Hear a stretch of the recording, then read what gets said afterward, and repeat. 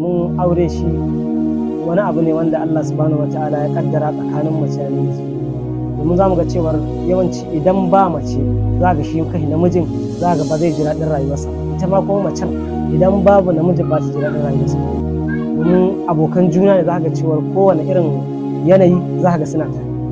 Domin ɗaya daga cikin abubuwan da Allah subhanahu wataala ya umarci na farko mace ta dinga yi ma mijinta, na farko yana daga cikin manyan shine biyayya. Dan duk macen da ta dage tana mijinta biyayya za ta samu manyan alkhairai waɗanda ba ta tunani a gurin Allah subhanahu wataala. Domin ya zo a cikin hadisi daga Annabi Muhammad sallallahu alaihi wasallam, manzon Allah sallallahu alaihi wasallama ya ce mace alkhairin mace shine cewar alkhairin mace shine ta yi mijinta biyayya, ma'ana ta yi mijinta biyayya, duk abin da ya ce ta yi kuma sannan idan ta aikata abu guda hudu kamar da za mu kawo su a yanzu, su ne za ga cewa mabudin gidan shiga aljanna. Abubuwa guda hudu ne. Na farko shine kamar da muka faɗa, ta yi mijinta biyayya ɗaya ke, sannan kuma ta yi salloli guda 5, sannan kuma ta yi azumin watan Ramadana. Kuma ka duba za mu ga cewa guda nawa ne? Guda 3. Sannan sai na ƙarshe shine cewar ta kiyaye masa dukiyarsa. Za mu ga cewar in dai mace ta irin waɗannan abubuwan gaba ɗaya ta riga ta tsallake. Su ne wannan, ta yi biyayya, ta yi azumin watan Ramadana, ta yi sallah guda 5, sannan kuma ta kiyaye masa dukiyarsa. Su ne ga sanan guda 4. To in dai mace ta dage ta rike waɗannan abubuwan, to tabbas insha Allah ana mata kyawun zato za ta shiga aljanna, kuma sannan za ta kasance ita ce shugaban matansa ma a gidan aljanna. Domin abubuwan da iyayenmu mata kurakuran da suke a yanzu za ga cewar a zaman aure suna wasu daga cikinsu ba su cika yin mazan su biyayya.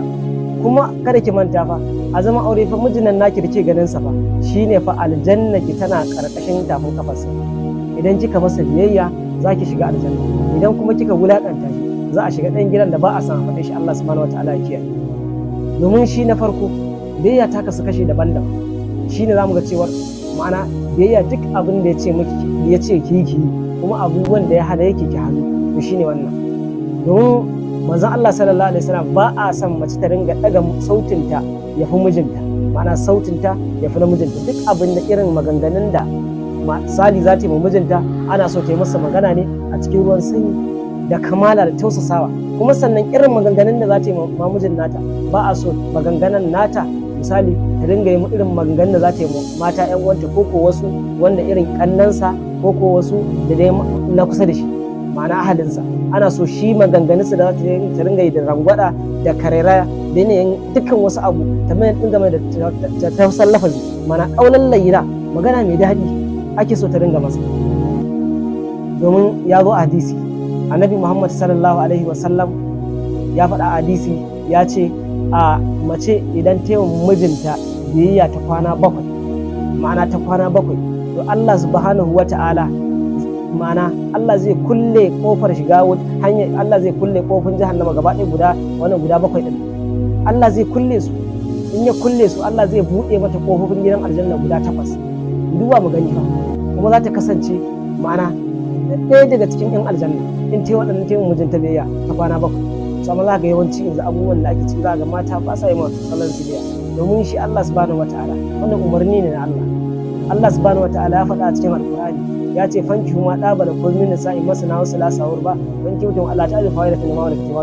Haka Allah subhanahu wataala ce, Allah ya ce ku auri mace guda 2 ko kuma ku auri mace guda 3 ko kuma ku auri mace guda 4 ko kuma ku auri mace guda 1 in ba za ku yi adalci ba. Amma da in muka duba usulubin magana da farko da 2 aka fara.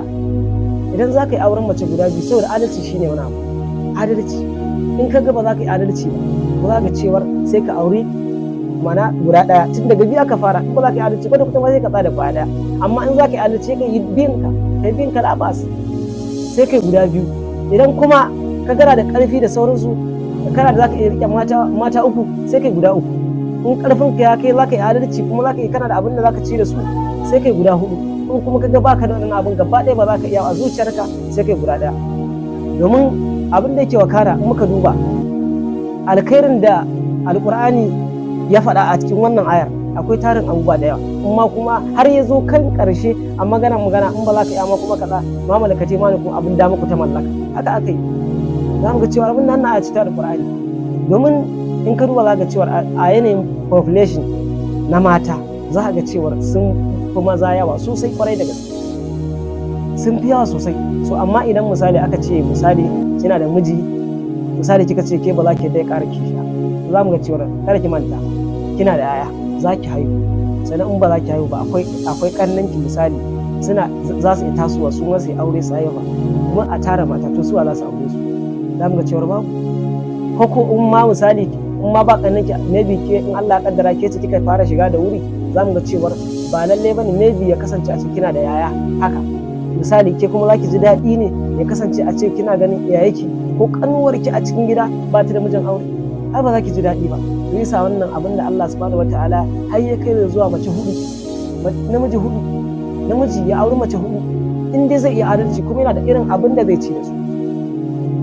Sannan akan maganar biyayya, kamar da manzon Allah sallallahu alaihi wasallam ya faɗa a cikin hadisi, mace muka kawo abubuwa guda hudun nan, to ɗaya daga cikin su zamu misali mu ɗaucewar biyayya. Zamu ga a biyayya shine cewar ta kunsa abubuwa da dama kala-kala. Na farko shine cewar ya kasance a ce mace duk abin da ta san mijinta in ta zai bata masa rai, ya kasance a ce kina kokari kina kare, kina kiyayewa dukan wani abu wanda misali idan ya shigo gida ya ga su za su tada masa hankali, za su bata masa rai, wanda abin da zai yi to ki yi kokari ki riga kare waɗannan abubuwan. Kamar da zaki ga matan manzon Allah sallallahu alaihi wasallam, idan kika dauna na Fatima za ki ga irin abubuwan da take masa yadda na Ali karamallahu wajhahu. Idan kika ɗauki misali Rabi'atul Adawiyya, za ki ga in kina bibiyar tarihinta za ki ga irin abubuwan da ta yi wa mijinta. Za mu ga cewa har aure ya ƙara, amma saboda haƙuri baiwa Allah nan ta masa biyayya kwarai da gaske, da ƙarshe na ne makomata. Amma in ka duba littattafai za ga darajojin da Allah subhanahu wataala ya bata, wani abun ma in ka faɗe shi ma sai ga kan mutane ba zai ɗauka ba, sai dai kawai ka karanta ka wuce a littafi. In ka je ka karanta tarihin rasuwarta, wallahi bayan ta rasu in ka duba tarihin nan ko wallahi za ka ga abun mamaki, saboda darajojin da Allah bata ba komai bane saboda biyayya ga miji. Biyayya ta yi rike aure, ta yi biyayya kwarai da gaske, kuma ta sha wahala aure amma haka ta jure ta yi masa biyayya ba ta bata bai, duk abin da ya ce ta masa tana masa. Kada manta Allah ga wajen auren ta ba fa kusan da dukiyar ta ya aure ma shi kanshi mijin nata, ba komai bane saboda tana neman rahama Allah subhanahu wataala ne, kamar yadda Annabi Muhammad sallallahu alaihi wasallam ya ce duk macen da ta bi mijinta to aljanna ce makomanta, kuma za ta kasance aljannan ma Allah zai fifita ta fiye da sauran mataye na gidan aljanna, domin ce za ta zama shugabar gidan aljanna, matan shi da gidan aljanna. Kuma sannan su kansu ma za mu ga cewar kyawun da Allah subhanahu wataala zai bata ta sanadiyar biyayyar nan da ce, domin ta sha wahala a duniya, ta sha wahala, ta yi kaza, ta yi wanke-wanke, ta yi daka, ta yi surfe, ta yi girki, sannan ta sha wahala ɗebo ruwa, ta kai mai ruwa ban ɗaki, ta masa wannan, ta yi sharar ɗaki, sannan ta masa wanki. Za mu ga cewar to irin waɗannan abubuwan za mu ga cewar ita kuma matan gidan aljanna duk ba su ba. To a daraja yadda Allah subhanahu wataala yake fifita matanmu na nan duniya, to sun fi waɗancan mata na can lahira. Domin idan mace ta nan duniya ta ɓata mijinta rai, in ta ɓata mijinta rai, waɗancan mijin har la'anata suke, suna cewa ai akwai lokacin da za ku rabu da shi zai dawo mana, sun kagara ma haka ta faru. Za mu ga cewa komai bane, amma idan wannan kuma kika tsaya kika dage kika yi mijinki biyayya, kika biyayya, to insha Allah alkhairin da zaki Allah subhanahu wataala zai baki, to alkhairin da zai baki yafi nasu. Domin macen gidan aljanna guda daya, kamar da hadisi kyawunta zaka iya duba fuskarta, kawai ka kalli fuskarta misali ka ga kana ganin hotonka a cikin fuskarta, haka ne kyawunta yake. Domin masu tsananin kyau ne, masu hisa Allah subhanahu wataala yake huri'in haka suke. Za mu ga cewar biyayya a ɓangaren aure abu ne mai matuƙar muhimmanci, kuma sannan in kina so misali ki ja hankalin mijinki a kowane irin lokaci, yaji yana son ki, yana ƙaunar ki, kuma ba zai iya rabuwa da ke ba, sannan kishiya ba zai miki ba, wallahi ba komai bane wannan shine biyayya. In dai duk macen da, domin da dama za ga mutane in kana tattaunawa da su haka za ga suna cewa su ba don kuma za su ƙara aure ba, wallahi dalili saboda macen su zaga ba ta kaza ba ta kaza ba ta kaza, ba ta in suka yi musu magana ba ta ji, in ta misali in suka zo za su ga cewa tana wasa da tsafta ba ta tsafta ba ta kuma da irin waɗannan abubuwan za ga cewa su suke sa wasu mazan su ƙara aure amma ba dan suna so a cikin zuciyarsa. Domin kada ki manta ba ke ce abokiyar rayuwarsa a kowane irin lokaci idan ya tafi cikin gida in ya je ya dawo ke ce da ya dawo ke ce zaki faranta mai ke ce zaki faranta mai.